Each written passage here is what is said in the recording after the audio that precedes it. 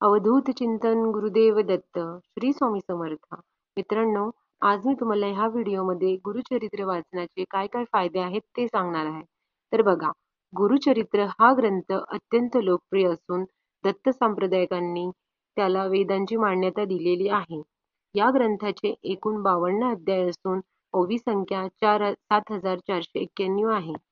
काही ग्रंथांमध्ये 53 अध्याय आहेत व त्यांची विभागणी केलेली आहे. ज्ञानकांड, कर्मकांड आणि भक्तिकांड अशी केलेली आहे. दत्तावतार श्री नृसिंह सरस्वती यांच्या प्रेरणेनेच गुरुचरित्र लिहिले गेलेले आहे. या ग्रंथाचे पारायण केल्याने एखादा गंभीर संकटातून बाहेर पडण्याचा मार्ग सापडतो, अशी सुद्धा मान्यता आहे. या ग्रंथाच्या वाचनाने कुठल्याही प्रकारचे आधिवादी व्याजार नष्ट होतात. मनुष्य दुःखमुक्त होतो. घरामध्ये जर गुरुचरित्र नेहमी वाचत असाल तर नकारात्मक वातावरण सुद्धा नाहीसे होते आणि आनंद, चैतन्य व प्रसन्नता निर्माण होते. पितृदोष, वास्तुदोष यावरती उपाय म्हणून गुरुचरित्राचे पारायण केल्यास प्रभावी अनुभव येतात. विशिष्ट समस्यांवर जसे लग्न, शिक्षण, करिअर, आरोग्य यामध्ये येत असणाऱ्या अडचणींवर गुरुचरित्र वाचन केल्यास सकारात्मक अनुभव येतो. आपल्या कुंडलीतील ग्रह नक्षत्र, पितृदोष, प्रारब्ध दोष यावर गुरुचरित्र एक रामबाण उपाय असल्याचे सांगितले जाते. तर बघा, गुरुचरित्रातील प्रत्येक अध्यायाला वेगळेच महत्त्व आहे. गुरुचरित्रातील प्रत्येक अध्यायाची वेगवेगळी फलश्रुती आहे. जसं अध्याय 1च्या नित्य पठनाने संपूर्ण जीवन मंगलमय होते. तर आपण अध्याय 2च्या पठनाने कलीबाधा, रोगबाधा, रोगराई नाहीशी होते. अध्याय 3च्या पठनाने जर गुरुकृपाचे शमन होते व व्रताची पूर्तता होते. अध्याय 4च्या पठनाने स्त्री छलनाचा दोष जातो व स्वहिताचे रक्षण सुद्धा होते. अध्याय 5च्या पठनाने शारीरिक दुःख नष्ट होतात, आपल्याला ज्ञानाची प्राप्ती होते. तर अध्याय 6च्या पठनाने विद्या प्राप्ती होते. अध्याय 7च्या पठनाने पंचमहापादी सर्व पातके नाहीशी होतात. तर अध्याय 8च्या पठनाने बुद्धिमंद नाहीसे होतात, विवाह कार्य सुलभ होते. अध्याय 9च्या पठनाने सर्व शुभकामना गुरुकृपेने पूर्ण होतात. तर अध्याय 10च्या पठनाने नवस फळाला येतात, चोरींचा आळ दूर होतो. अध्याय 11च्या पठनाने वाचदोष तसेच वेड नाहीसे होते. तर अध्याय 12च्या पठनाने संकटे, दैन्य, दारिद्र्य यांचे निवारण सुद्धा होते. 13च्या पठनाने सर्व प्रकारच्या पोटाच्या व्याधी नाहीसे होतात. तर 14च्या पठनाने प्राणघातक गंडांतरापासून संरक्षण लाभतं. 15च्या पठनाने तीर्थयात्रांना सफलता प्राप्त होते. तर 16च्या पठनाने आदरणीयांची निंदा, अपमान केल्याचा हा दोष सुद्धा दूर होतो. 17च्या पठनाने ज्ञान व गुरुकृपा यांचा लाभ होतो. तर 18 पठनाने संपत्तीचा लाभ होऊन दारिद्र्य नाहीसे होते. 19 अध्यायाच्या पठनाने भाग्यवृद्धी होते, सद्गुरूंचा लाभ सुद्धा होतो.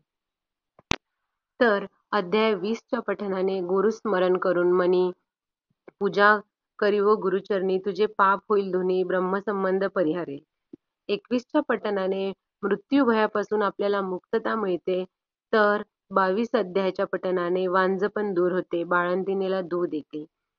अध्याय 23च्या पठनाने पिशाच, भूत वगैरे बाधा दूर होते. तर अध्याय 24च्या पठनाने भ्रम व वैचारिक गोंधळ दूर होऊन मन शांती लाभते. अध्याय 25च्या पठनाने अपात्र लोकांच्या संपर्कात त्यांचे दुष्परिणाम आल्याचे टळतात. तर अध्याय 26 याच्या पठनाने शत्रू निशभ्रम होऊन आपल्याला शरण होतात. अध्याय 27च्या पठनाने सर्व गर्व नष्ट होतो, चित्त आपले मन वगैरे शुद्ध होते. अध्याय 28च्या पठनाने आपण केलेल्या वाईट कर्माचे दोष दूर होतात. तर सप्तता सापडतो. अध्याय 29च्या पठनाने स्त्री छल दोष, वासना दोष दूर होतात, आपल्याला पावित्र्य लाभते. अध्याय 30 याच्या पठनाने कुमारिकांना इच्छित पतीची प्राप्ती होते आणि सौभाग्य वृद्धी सुद्धा होते. अध्याय 31च्या पठनाने पतीवर येणारे विघ्न टळतात. अध्याय 32च्या पठनाने वैधव्याचे दुःख टळते. तर अध्याय 33च्या पठनाने व्याभिचार दोष दूर होऊन सद्गुरूंची सद्गती लाभते.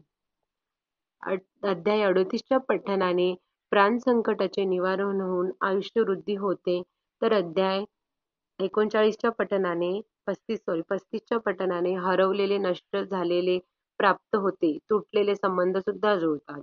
अध्याय 36च्या पठणाने चुकीच्या समजुती जाऊन अंतःकरण शुद्ध होते. तर अध्याय 37 याच्या पठणाने मूढ बुद्धी नष्ट होऊन योग्य ज्ञान व ब्रह्मप्राप्ती होते.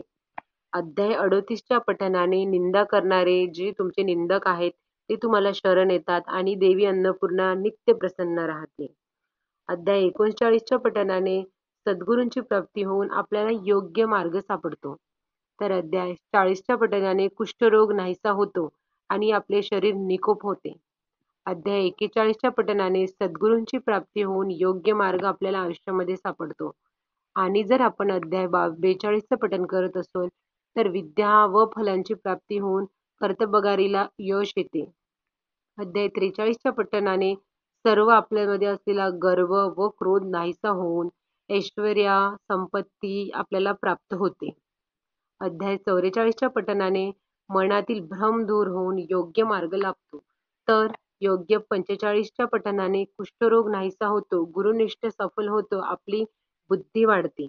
अध्याय 46च्या पठणाने चिंतांची स्थिरता लाभते, ज्ञानाची प्राप्ती सुद्धा होते.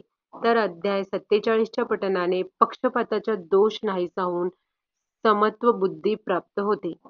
48च्या पठणाने गुरुनिष्ठास विपुल समृद्धी प्राप्त होते, विघ्न सुद्धा टळते. तर अध्याय 49च्या पठणाने तीर्थक्षेत्राबद्दल आदर वाढतो, आपल्या सर्व पापांचे समान नष्ट होते. अध्याय 50च्या पठणाने ग्रंथीरोग, त्वचारोग नष्ट होऊन आपल्याला शरीर सुख लाभते. तर अध्याय 52च्या पठणाने सुख समृद्धी व अंतिम मोक्ष प्राप्त होते. आणि शेवटचा अध्याय म्हणजे 52 अध्यायाचा पठण केल्याने श्रद्धेला चांगली फळे येतात व संपूर्ण ग्रंथ वाचण्याचं आपल्याला फळ मिळतं. त्यामुळे गुरुचरित्र हा एक अतिशय पवित्र ग्रंथ असून त्याच्या नित्यपठणाने आपल्या आयुष्यातील संकटे दूर होतात.